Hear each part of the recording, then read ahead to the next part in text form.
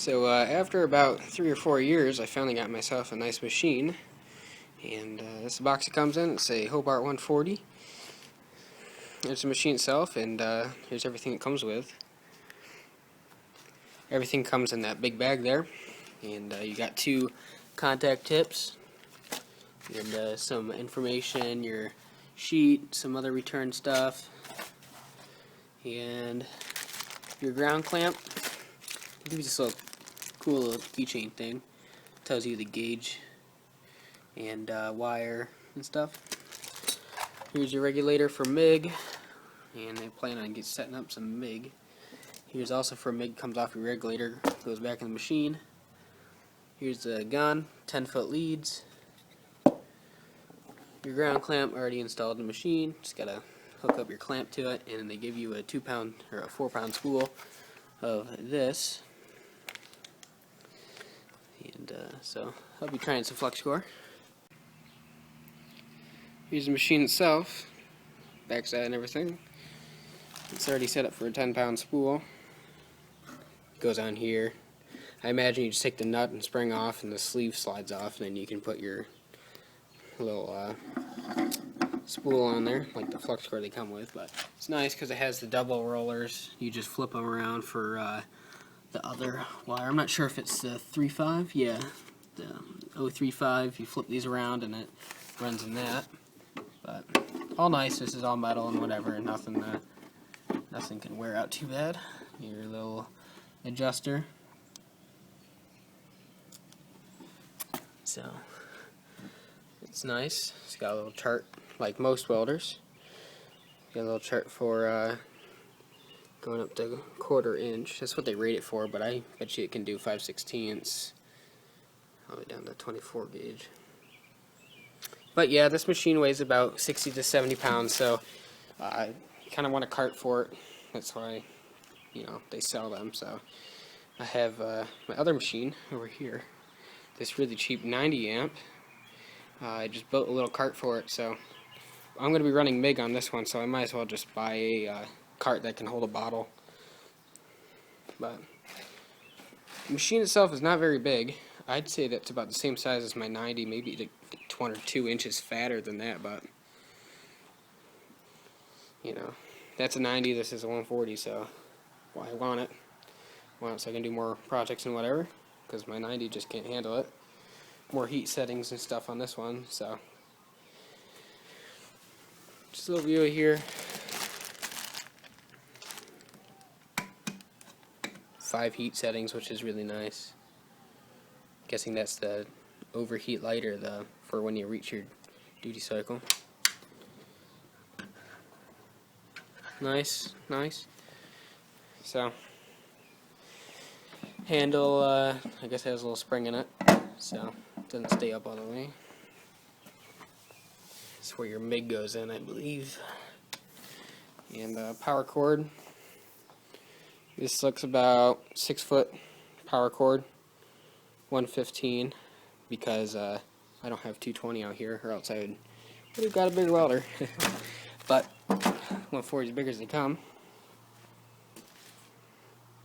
So 10-foot leads there and there, which is nice because I'm dealing with 6-foot leads right now, and trust me, you want them as long as you can get them. So we're gonna get on to trying this thing out on some 1/4 inch right now, and I'm gonna put it all together and try it out. Alright, ladies and gentlemen, we got this spool on there and it's fed through there. Your gun comes in and plugs in, and you tighten that down. Comes up here, put those in, and I got this thing on full tilt right now. Got it all dialed in, which is really easy to dial in, I've only made 3 passes right now. I guess these 10-foot leads doing work. And I'm going to show you that how this thing welds, which is absolutely immaculate. Very impressed. You see obviously the splatter, but yeah, I need to work on my ends. But there's a ground clamp too, all connected up, 1/4 inch plate. So give another shot in this area and show you how it does. So you're going to turn around, That fan going. Grab my gloves. Here we go.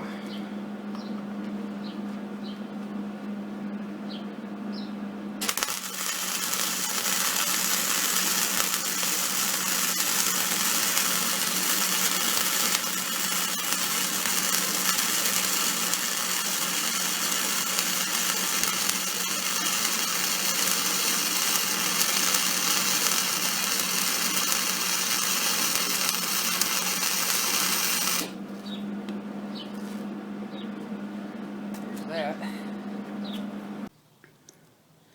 So that's welding at full tilt there, and that's the 90 when my dad first started picking up welding, but I've welded 1/4 inch with it and it's, you know, not good. So 1/4 inch plate.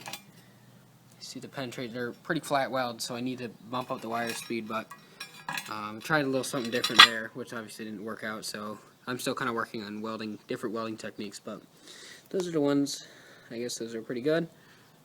So obviously the flux core splatter, but this is with the test spool, and that's my first attempt where the wire speed was really low, but it's really easy to adjust this thing. It only took about 2 or 3 tries to really get it good. Have it full tilt because that's what they call for.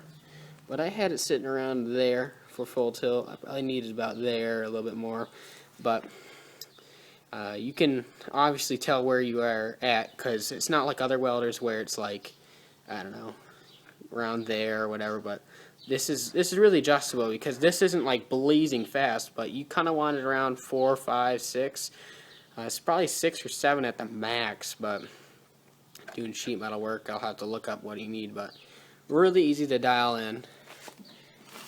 I mean, if you know what to look for, it's pretty easy to dial in. And they also got this chart, so there's nothing really to worry about. And this just tells you no shielding gas and whatever. This is your flux core here. This is your solid wire, depending on what the percentage of argon you're running, like 75 or 25% or 100%.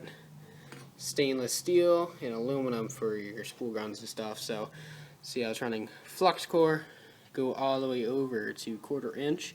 This says 550 or 540. I guess it's talking about windy conditions, or I'm not sure. Oh, they're talking about 0.35, so 540 or 550. So they're saying 5 and then either 50 or 40 depending on what wire you're running. So they recommend that for the 030. So anyways, this is how you use the chart here. So it's pretty easy to dial this in even if you don't know what you're looking for. And I mean, I was at 540 and they want 550, so I was pretty close. And it's got an excellent duty cycle. The fan isn't too loud. Weld's awesome. So you're buying this welder, I highly suggest it. I mean, I'm already sold in three welds, so just as a hobby welder, this is a great welder, so can't wait to get some MIG set up on it.